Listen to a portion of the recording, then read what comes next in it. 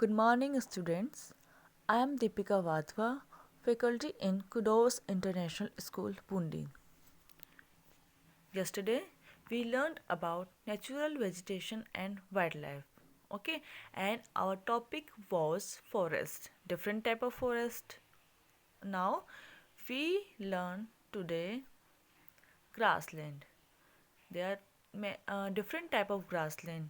Okay, first of all, definition of grassland: grassland which grow in the region of moderate rain. Moderate means not excess, okay, and not minimum. Okay, it means ना तो ज़्यादा rainfall ना ही कम, moderate rainfall.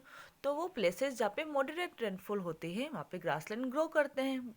Okay, grasslands are known by different names in different region. different places पे, different locations पे grassland के names भी different होते हैं. grassland का means होता है in हिंदी घास के मैदान.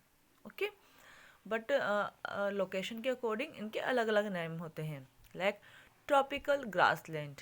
Now tropical grasslands are East Africa savanna. East Africa में जो ग्रासलैंड है उनके नाम है savanna.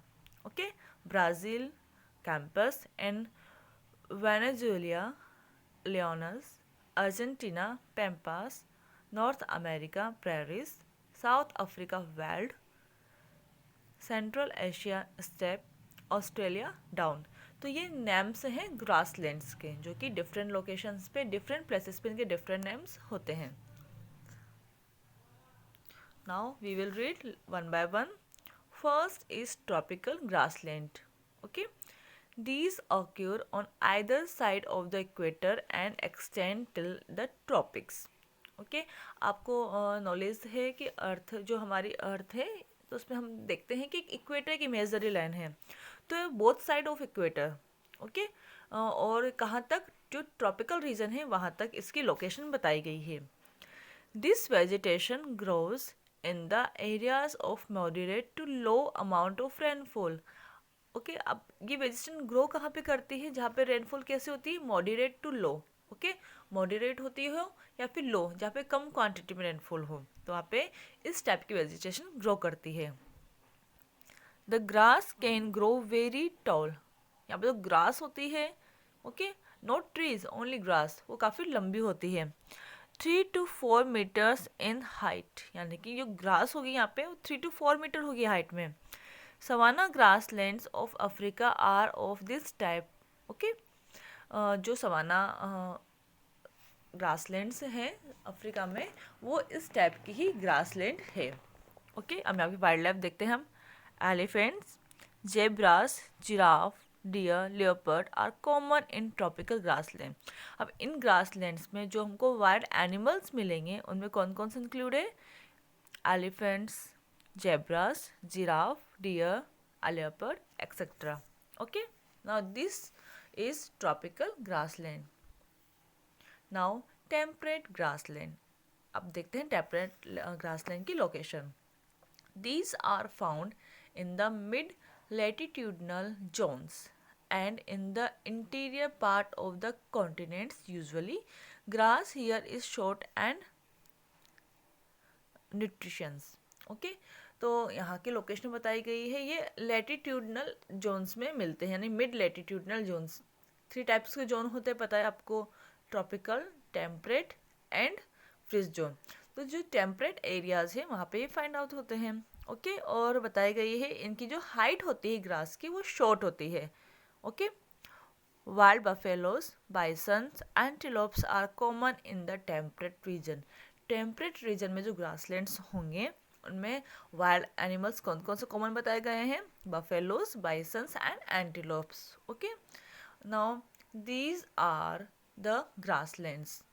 Okay, now next topic is shrubs, because natural vegetation divided in 3 categories: forest, grassland and shrubs. So forest and grasslands are complete. Okay, now shrubs.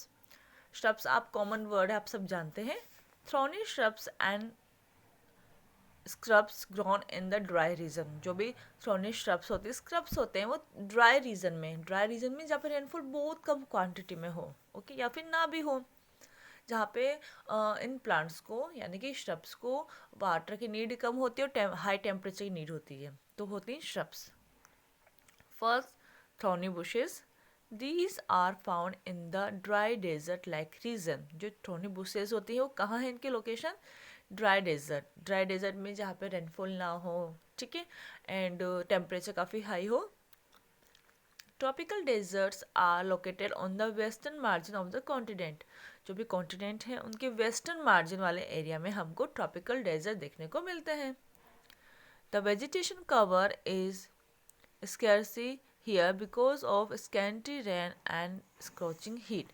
ये place होते हैं desert dry desert like region, यहाँ पे एक तो rainfall बहुत कम quantity में होती है यानी कि कमी रहती है, स्क्रोचिंग हीट यानी हीट बहुत ज़्यादा होती है। इसकी वजह से ये वेजिटेशंस काफ़ी मतलब ये वेजिटेशन क्वांटिटी काफ़ी कम होती है। Now next is tundra. Tundra belongs to polar region. The polar region are extremely cold. आपको पता है जो ये पोलर रीजन है, नॉर्थ पोल साउथ पोल, वो काफ़ी कोल्ड रहते हैं। The growth of natural vegetation is very limited here. जो यहाँ पे वेजिटेशन मिलेगी उनकी ग्रोथ लिमिटेड होगी बिकॉज फुल टाइम वहाँ पे आइस का होना, बर्फ़ का होना, उससे क्या वेजिटेशन ग्रो नहीं कर पाती है। Only mosses, lichens and very small shrubs are found here. देखो मॉसेस लाइकन्स क्या होती है, लाइक वाटर पे कुछ काई सी जम जाती हैं, उस टाइप की होती हैं, तो आपको यही वेजिटेशन यहाँ पे मिलेगी। It grows during the very short summer. जब समर सीजन आता है जो कि काफ़ी शॉर्ट टाइम पीरियड का होता है, उस टाइम पे ये ग्रो करती हैं। Okay, this vegetation is found in the polar areas of Europe, Asia and north America.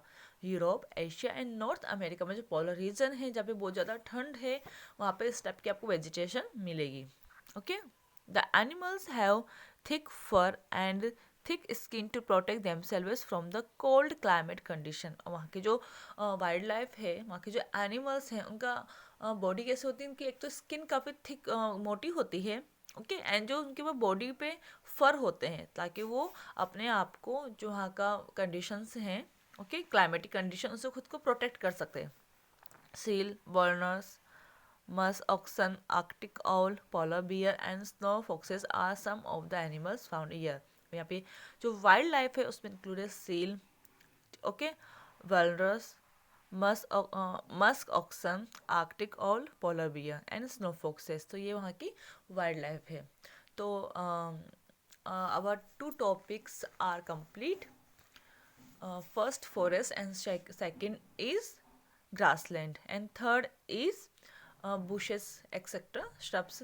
Okay, now this is the second part of our chapter natural vegetation and wildlife.